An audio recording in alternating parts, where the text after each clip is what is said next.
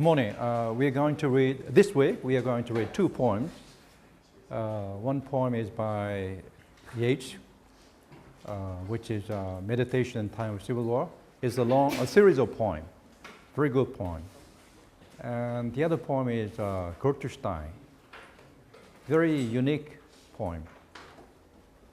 It is very strange poem. I don't think you can understand it, but try to understand it. So I'm going to give you the handout of the poem. It's a long poem, so try to understand what it is and write an essay. And this morning we are going to read the poem itself, Yeats' poem, Meditations in Time of Civil War. All of you got the handout? Okay. Meditation Time of Civil War.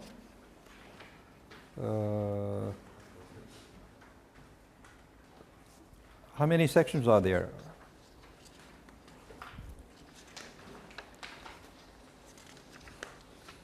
Actually, it has seven sections, right? Section 1, ancestral houses. Surely, among a rich man's flowering lawns, amid the rustle of his planted hills, life overflows without ambitious pains, and rains down life until the basin spills, and mounts more dizzy high, the more it rains, as though to choose whatever shape it wills, never stoop to a mechanical or servile shape at others' beck and call. Mere dreams and mere dreams, yet Homer had not sung, had he not found it certain beyond dreams that out of life's own self-delight had sprung the abounding, glittering jet, though now it seems as if some marvelous empty seashell flung out of the obscure dark of the rich streams, not a fountain, were the symbol which shadows the inherited glory of the rich. Some violent, bitter man, some powerful man, called architect and artist in, that they, bitter and violent man, might rear in stone the sweetness that all long for night and day, the gentleness none there had ever known. But when the master's buried mice can play, maybe the great-grandson of the house, for all is the bronze and marble, but a mouse. Oh, what if gardens where the peacock strays with delicate feet upon old terraces, whilst old Juno from an urn displays before the indifferent garden deities? Oh, what if level lawns and gravelled ways where slippered contemplation finds its ease and childhood the delight for every sense, but take our greatness with our violence? What if the glory of the as-cushioned doors and building that are hauteur age design, the pacing to and fro on polished floors, amid great chambers and long galleries lined with famous portraits of our ancestors, what if those things the greater of mankind consider most to magnify or to blast, but take our greatness with our bitterness? My house.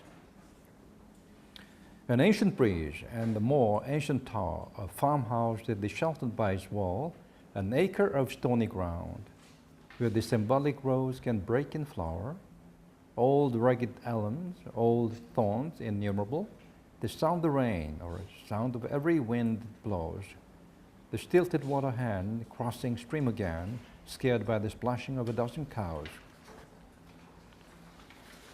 A winding stair, a chamber arched with stone, a grey stone fireplace with an open hearth, a candle and written page. In Il Penseroso, Platonist toiled on in some light chamber, showing forth how the demonic rage. He imagined everything. Benighted travelers from markets and from fairs have seen his midnight candle glimmering. Two men have found it here, A man-at-arms gathered a score of horse and spent his days in this tumultuous spot, where, through long wars and sudden night alarms, his dwindling score, and he seemed castaways, forgetting and forgot. And I, that after me, my bodily heirs may find to exalt an only mind, befitting emblems of adversity, my table. Two heavy trestles and the board where Sato's gift, a changeless sword, by pen and paper lies, that it may moralize my days out of their aimlessness. A bit of an embroidered dress covers his wooden sheath. Chaucer had not drawn breath when it was forged. In Sato's house, curved like new moon luminous, it lay 500 years. Yet, if no change appears, no moon, only an aching heart conceives the changeless work of art. All learned men have urged that when and where 'twas forged, a marvelous accomplishment in painting on pottery went from father unto son, and through the centuries ran and seemed unchanging like the sword. Soul's beauty being most adored, men in their business took the soul's unchanging look. For the most rich inheritor, knowing that none could pass heaven's door, that loved inferior art. At such an aching heart, the tea, all the country's talk for silken clothes and stately walk, had waking wits, it seemed, Juno's peacocks twinned, my descendants. Having inherited a vigorous mind from my old fathers, I must nourish dreams and leave a woman and man behind, as vigorous of mind. And it seems life scarce can cast the fragrance on the wind. Scarce spread the glory to the morning beams. But the torn petals through the garden plot, there is but common greenness after that. And what if my descendants bruise the flower through natural declension of the soul, through too much business with passing hour, through too much play, or a marriage with a fool? May this laborious stair and the stark tower become a refreshed ruin, that the owl may build in the cracked masonry and cry her desolation to the desolate sky. The primal mobile that fashioned us has made the very owls in circles move, and I, that count myself most prosperous, sing that love and friendship are enough. For an old neighbor's friendship chose the house, decked noted for a girl's love, and know whatever flourish and decline, those stones remain their monument mine. The road at my door, an affable irregular, a heavily built full-staffian man, comes cracking jokes of civil war, as though to die by gunshot were the finest play under the sun. A brown lieutenant and his men, half-dressed in national uniform, stand at my door, and I complain of the foul weather, hail and rain, a pear tree broken by the storms. I count those feathered balls of soot the moor hand guides upon the stream to silence the envy in my thought, and turn towards my chamber, caught in the cold snows of dream. The stairs nest by my window. The beels build in the crevices, loosening masonry. There, the mother birds bring grubs and flies. My world is loosening. Honeybees come build in the empty house of the stair. We are closed in, and the key is turned on our uncertainty. Somewhere a man is killed, a house burnt, yet no clear fact to be discerned, can build in the empty house of the stair. A barricade of stone or of wood, some 14 days of civil war.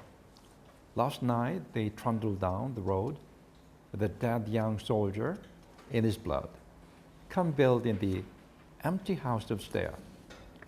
We had fed the heart on fantasies, the heart's grown, brutal from the fair. More substance in our enmities than in our love. 100 bees, come build in the empty house of stair. Section 7, the final section. I see phantoms of hatred and of the heart fullness and of the coming emptiness.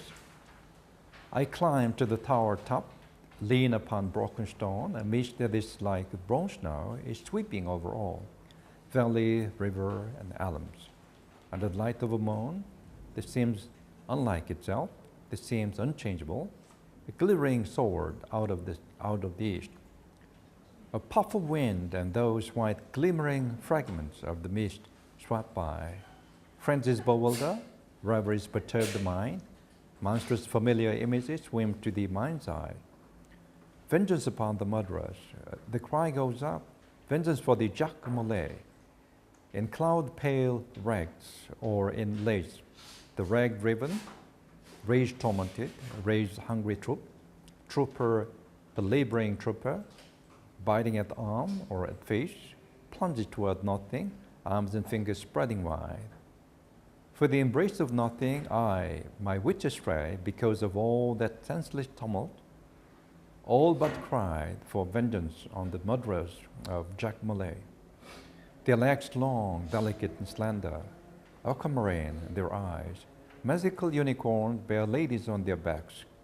The ladies close their musing eyes.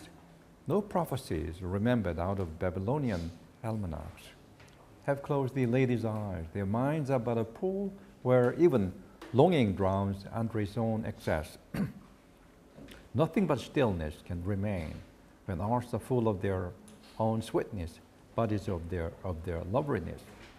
The cloud-pale unicorns, the eyes of aquamarine, the quivering half-closed eyelids, the rags of cloud or of lace, or eyes that love has brightened, arms it has made lean, give place to an indifferent multitude, give place to brazen hogs, nor self-delighting lovery, nor hate of what's to come, nor pity for what's gone, nothing but grief of claw and the eye's complacency, the innumerable changing wings that have put out the moon. I turn away, shut the door, and on the stair, wonder how many times I could have proved my worth in something that all others understood or shared. But oh, ambitious heart, at such a proof drawn forth the company friend, conscience set at ease, it had but made us pine the more. The abstract joy, the half-read wisdom of demonic images, sufficed the aging man as once the growing boy. Okay.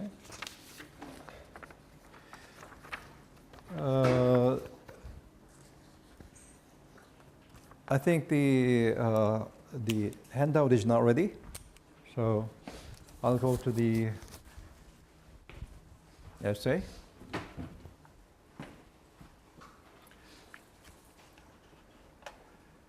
This essay is about this poem, Meditation Time of Civil War, and I'm studying this poem from the perspective of time and space used in the poem. Okay, now let's go to the essay.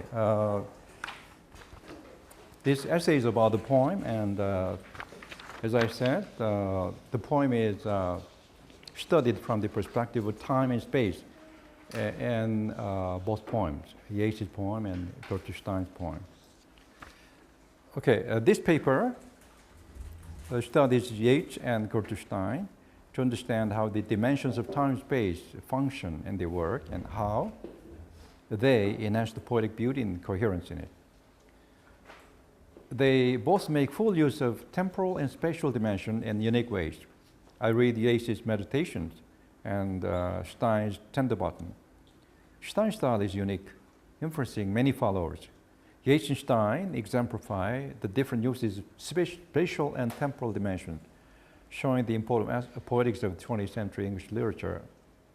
Yeats led the Irish lyric Renaissance with Lady Gregory, and Stein played a central role in Paris, her house being the venue for emerging artists and writers. Stein surprised the literary world with her unique writing, poked fun at by critics. She was admired by friends like Catherine Ann Porter, famous American novelist Porter. Edmund Wilson, a great critic. William Carlos Williams, one of the best American poets of the last century. Charlotte Anderson, novelist. Stein had been ahead of her time. She lived in Paris most of life, interacting with young writers and artists. Stein first discovered Cubist Picasso and wrote in support of him. Stein and Picasso reciprocated influences. Stein imitated Cubism in their writing, whereas Picasso, writing poetry, imitated Stein's style. Picasso stopped painting for a while to become a poet. Even after he resumed painting, he kept writing poetry, producing large quantity of poetry over a long stretch of time. Let me first refresh the concept of temporal and spatial emotions in physics. Space-time is any mathematical model that combines space and time into a single continuum. In its simplest form, a line describes one dimension, a plane describes two dimensions, and a cube describes three dimensions. And the fourth dimension is time. For further discussion of dimensions, see notes 1 and 2, okay, below, right? Let me further the understanding of time and space in my own terms. Based on my understanding of the temporal and spatial dimensions in physics, and lay the foundation for reading Jason Stein here. First, we need to understand how time and space interact for us. I wonder if we can see time and space. I think so. We see time flow as we see water or cloud flow. As we see the sun move toward the west. We see a bean grow from in the ground, see a puppy grow to be a big dog, but we hardly think what we see is the passage of time. And is space visible? Sure enough, we see something in a certain place, a bird on the branch of a tree, fish in the water, woman in the field. And in general, we tend to say time and space together. Is it possible to separate time and space? Subjectively, yes, on condition that we forget either time or space for the moment. Objectively, it is not possible at all. For physically, neither can we cross time, nor spatially, we as a physical object stay in more than one place or one space, one single space. To put time and space together, in plain terms, not in terms of the space-time in physics, makes the man feel he is present. Physically, man is limited by his time and his cubic dimension, I mean the three-dimensional level. We as humans are characterized and bounded by the three-dimensional level. We can only see, feel, sense dimensions up to the three. One dimension being a point, the two a plane, the three a cube. We tend to take pleasure in transcending the dimensions to experience something cubic. For instance, gives pleasure to the human senses as takes place in poetry, in art, music. Classical music mimics this. Classical painting mimics this. Poetry mimics this. And is it also possible to separate time from space? Yes, subjectively. Absorption in time arouses pleasure in man. He is aware or unaware of the full presence of time.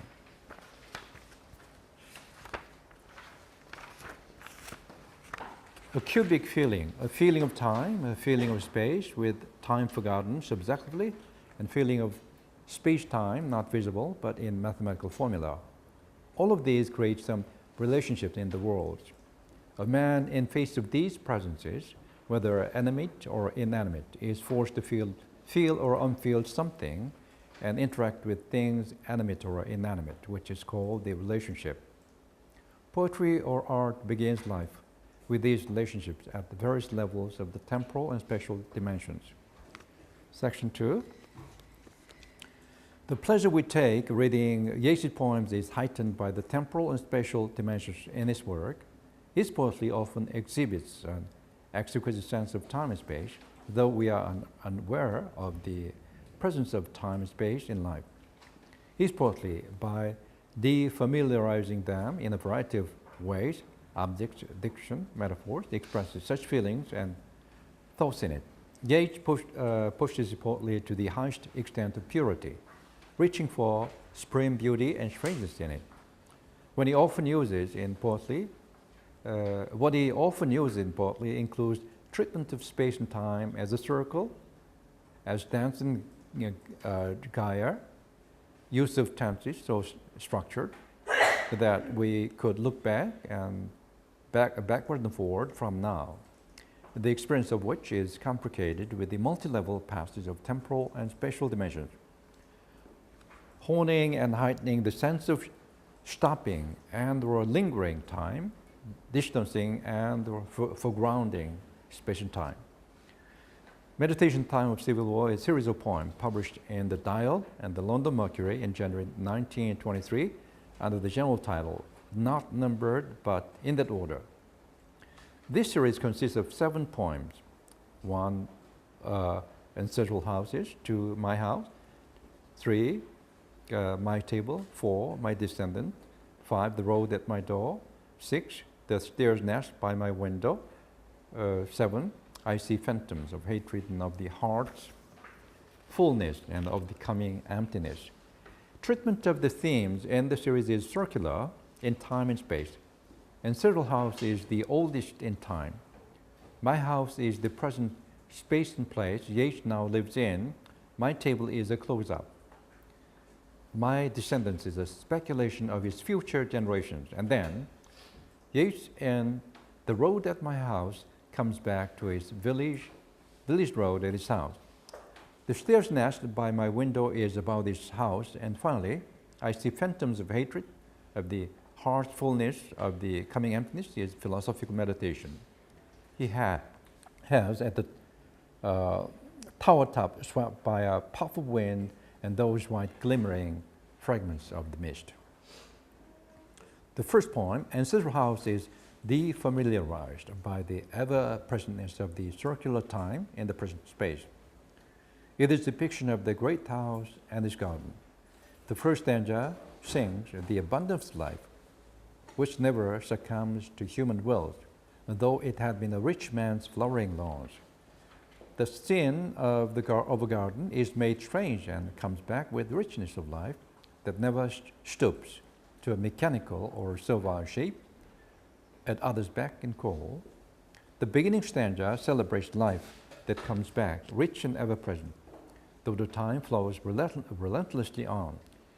It is in contrast to the past glory of the great ancestral houses.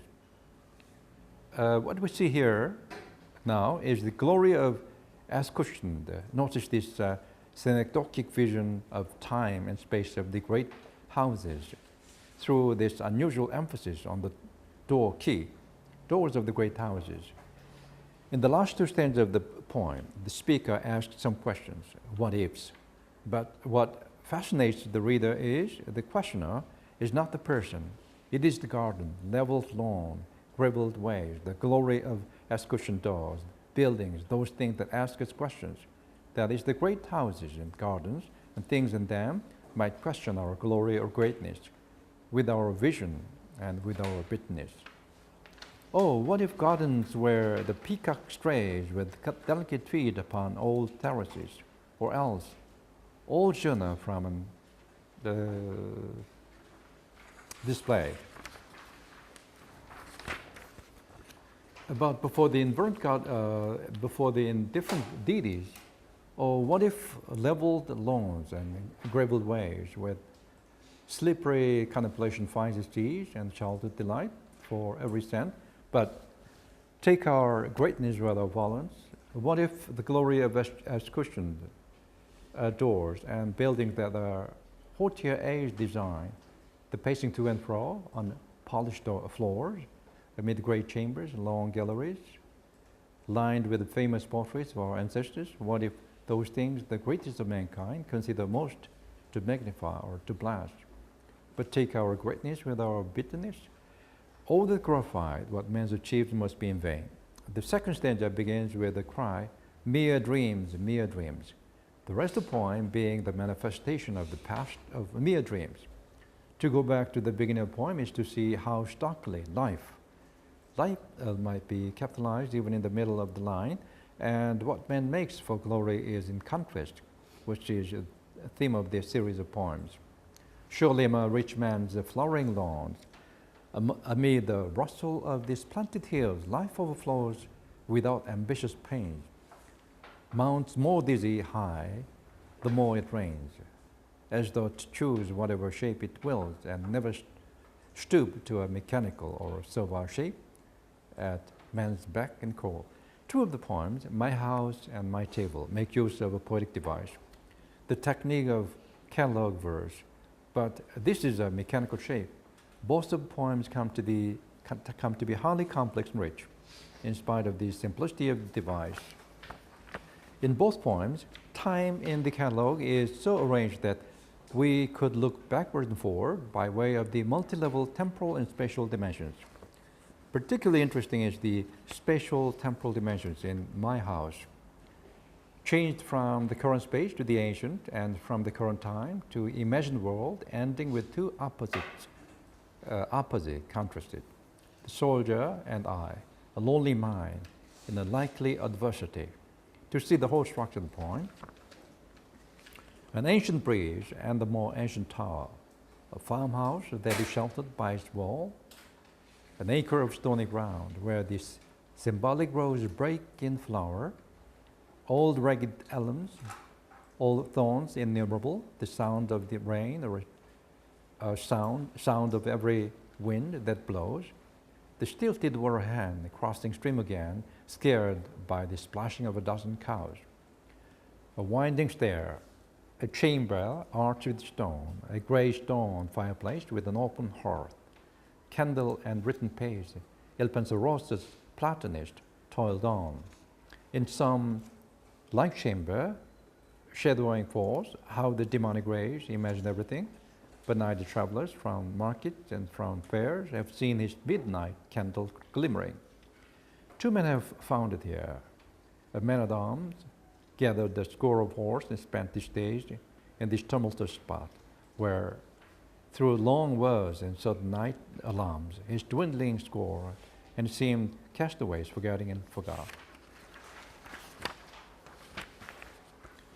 And that after me my bodily heirs may find, to exalt a lonely mind, buffeting emblems of adversity. Let me look at the beginning stanzas again in my house. The house is seen and described from above in the air, inclusive of all that are near the tower, which is my house. All the subjects being described are present there in the space, pregnant with multiple levels of time, all beautiful and ever present with life going on, though time flows on thus. An ancient bridge, a more ancient tower, a farmhouse that is sheltered by its wall, an acre of stony ground, where the symbolic rose can break in flower, old ragged elms, old thorns innumerable, the sound of rain, the sound of every wind that blows. The stilted water hen crossing stream again, scared by the splashing of a dozen cows. Winding stair, a chamber arched with stone, a grey stone fireplace with an open hearth, a candle and written page, Il Penseroso's Platonist toiled on. In some light chamber, shadowing forth how the demonic rays imagine everything. Despite a full stop in the middle of the second coded stanza, semantically, this is one long sentence. The first stanza connected using a semicolon with the second stanza, and the second stanza uses period in the middle, which does not stop a sentence, but which functions as a comma. The period is used instead of a comma to avoid confusion. Therefore, semantically, in temporal and spatial terms, the depiction keeps hopping on one after another subject until a candle and written page. Then appears the main subject, Il Penseroso's Platonist toiled on. How the demonic rage imagined everything, and who is the Platonist? Certainly he is the Platonist in Milton, Il Penseroso. But he's also another person, that is J.H., and like some chamber shadowing forth, in some chamber like his chamber in Milton's. Thus our continuous, the special hopping and the temporal looking back and forth, that is a very device Yeats is adapted in these two stanzas, moving the eye from far to near in space, from distant to present time. Likewise, my table is fabulous, giving a deep perception of time and space. Just look at the first 14 lines to see how time and space move and form a perception in our mind's eye. Two heavy trestles, a board where Sartre skipped a changeless sword by pen and paper lies, that may moralize my days out of their aimlessness. A bit of an embroidered dress covers this wooden sheet. Chaucer had not drawn breath when it was forged. In Sartre's house, curved like new moon, moon luminous, it lay 500 years. Yet if no change appears, no moon, when an aching heart conceives a changeless work of art. In this poem, the object for meditations forces to go back and forth in time and space, from present time and space of my table to the time and space when Chaucer had not drawn breath, but when Sartre's changeless sword was forged and Sartre's house lay 500 years, curved like new moon, moon luminous. Here it is. The time and space have hung over 500 years from past to present. Where Sartre's house lay, it is curved like new moon, moon luminous. The house is changeless, curved like moon. The moon is in constant phases of change. Paradoxically, each lending each other's attributes to each. The changing moon gets changeless through the house, which is curved like new moon. These things lead us to the subjective temporal and spatial dimensions. The transition to that is, if no change appear, no moon. Only an aching heart conceives changeless work of art. Now, let's go deeper into one of the poems in the series to see how densely and deftly the poem weaves words with words and lines with lines together, stanzas with stanzas, seamless and beautifully. I will read a single poem in whole. The Stairs Nest by My Window. Stairs Nest by My Window with 4 stanzas is a good poem. You can find examples galore elsewhere, which exemplifies how Yeats handles time and space, including the distancing and the foregrounding of space and time. The 4 stanzas also make subtle use of punctuation and variations in refrains, creating a heightening sense of fusion and fission of various temporal and spatial dimensions, thus giving complexity and multiplicity to the poem's formal and semantic structuring, which offers a playground for activating the mind of the reader. Stanza 1. The bees build in the crevices of loosening masonry, and there the mother birds bring grubs and flies. My wall is loosening honeybees. Honeybees come build in the empty house of the stair. The speaker over here by the windows is seeing the bees building in the crevices of masonry. Over there, he is also seeing the mother birds bring grubs. The wall made of stones is loosening, where the starlings have once built a house, which is now empty. He says, honeybees. He's addressing, the speaker addressing to the, honeybees. Honeybees come build in the stairs house. The business of bees building house is taking place now in this space. Outside the house, the fighting has been going on and off. The house is physically anchored in time, present. The 4th dimension, prison in the house. We are closed in, and the key is turned on our uncertainty. It's dangerous to go outside, lock it up, lock the door. They are inside, right? He's neither free from the pressure of time nor from the pressure of the outside restraints. Body imprisoned temporal and spatial restraints. His mind has a will, though, to be in harmony with nature. The house he's in now used to be strong and protective, but it is now loosening. The masonry is loosening and the wall is loosening. The house needs to be rebuilt, just like an empty house of the starling. Yeats uses loosening twice, crevices once, empty once, stair once, all of which point to the spatial dimensions.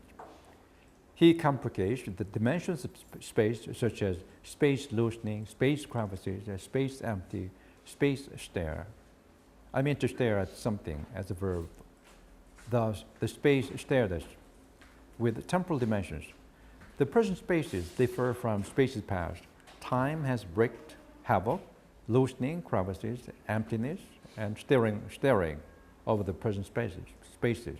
Furthermore, Yeats, in his great pain and sadness, longs imaginatively to restore the primordial beauty of nature and the house in it, as the bees make a house in the crevice, as he is suddenly enlightened on human conditions facing gruesome reality. A man must have lived so through many tumultuous centuries. One felt an overmastering device not to grow unhappy or embittered, not to lose all sense of the beauty of nature. Yeats watches the honeybees flying in and out, building in the crevice, which is the present dimensions of space and time.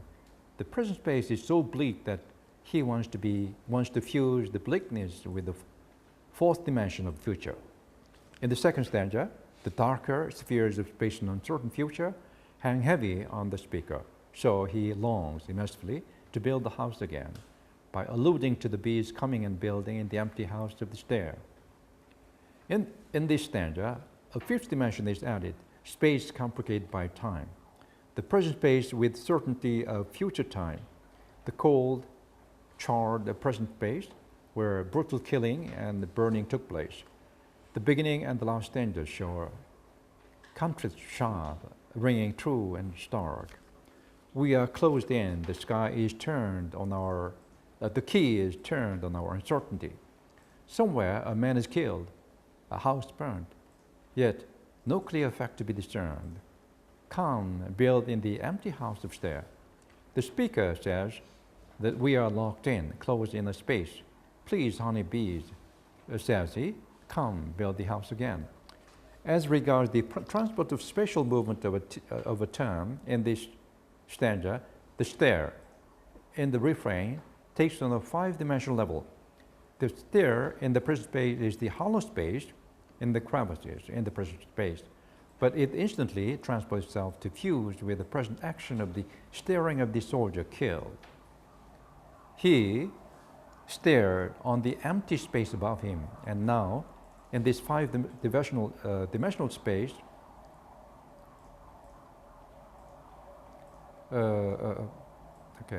uncertainty stares down, hanging heavy more than ever over the empty house. It is all the more dire, and it repeats, come build in the empty house of the stair. In here also, two time frames clash, showing both fusion and fusion.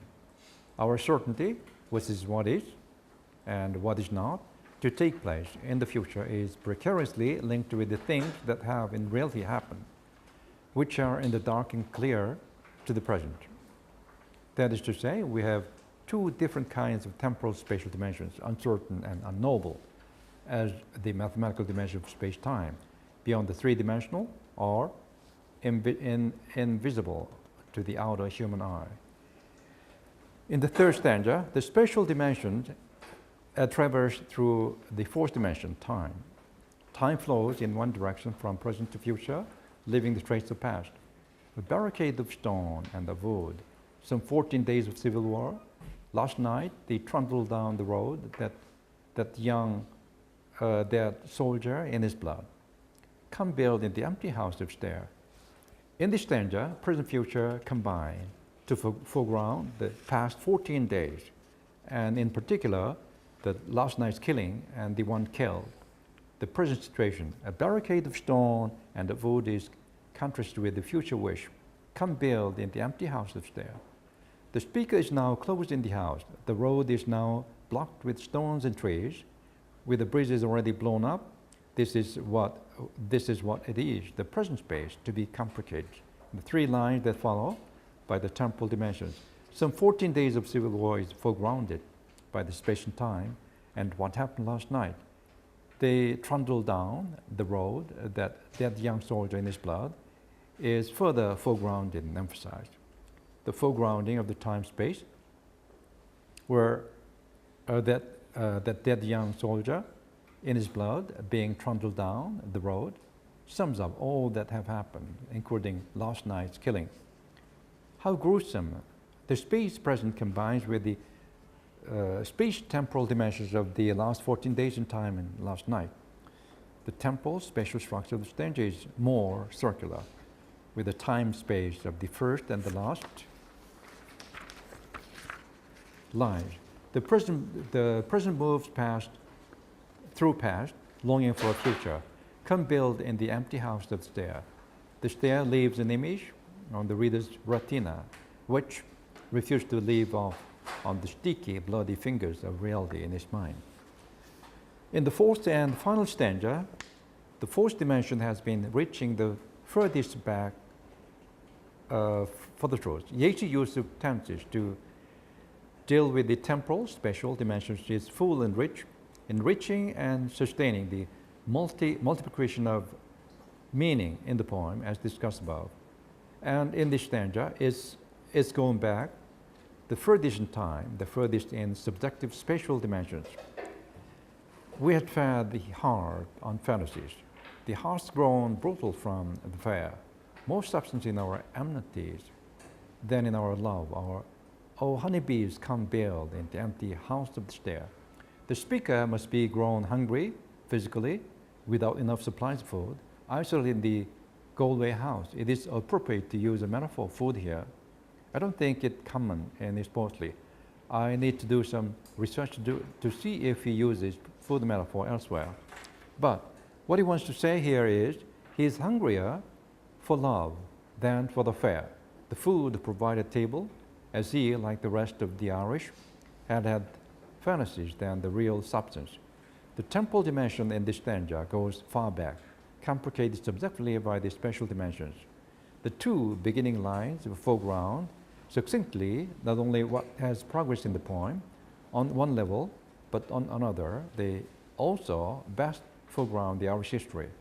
That is, they have fought long and hard for independence from the empire, but what they have achieved with the peace treaty is far from satisfactory to some, like the Irish Republican Army. And the closer look into the stanza opens a kaleidoscopic dimensions of subjective space in the reader's mind, showing spaces fused and fissured, while they crisscross the lines and words. First, linguistic dimensions expand subjective spaces. In line 1, we hear fad and fantasies, and in line 2, fair, we hear the present wise. In lines 1 and 2, how they create subjective spaces in the reader's mind. Fantasies in the beginning might have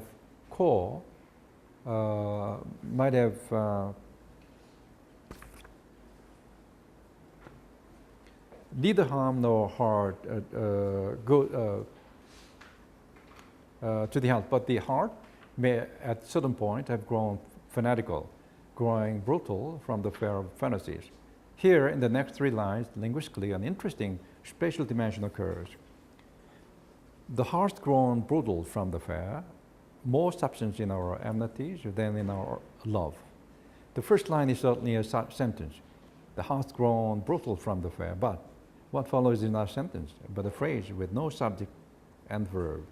Note that the first sentence ends with a semicolon, neither a comma nor a period, signaling the reader what follows is part of the first sentence. The semicolon asks us to refer back to the subject and verb in the first sentence. That is, the subject and the verb serve the phrase that follows like this. The heart's grown more substance in our enmities than in our love. Notice the verb has played a double. One is an intransitive, like the has grown brutal, meaning has become brutal. The other is transitive, has grown more substance in our emptiness than the heart has grown substance in our love. In the latter case, has grown means has raised more substance. In this stanza, some multi-level dimensions work, looking backward and forward within the past temporal spatial sphere. Then the dimensions are complicated and deepened with the future wish time. Oh, honeybee, come build in the empty house to the stair. And this fourth refrain reflects the strongest plea compared with the other three above. As discussed already, the stair in the refrain takes on 4 different temporal spatial dimensions, conditioned by the multiplication of spaces in terms of time and space in each stanza. The difference is made clear by use of either a colon or semicolon. The first refrain in the first stanza is preceded by semicolon, the second by colon, the third by colon, the fourth by semicolon. In the fourth and the last stanza, the speaker is in dire need of something. Though what it is not clear to the reader. The speaker is made to cry, "Oh, honeybee." He has never cried, "Oh," in the 3 refrains above. In the first stanza, he just says honeybees. In the second and third stanza, however, he even forgets to call them, overwhelmed by adversity and special conditions. Okay, we'll take 10 minutes break.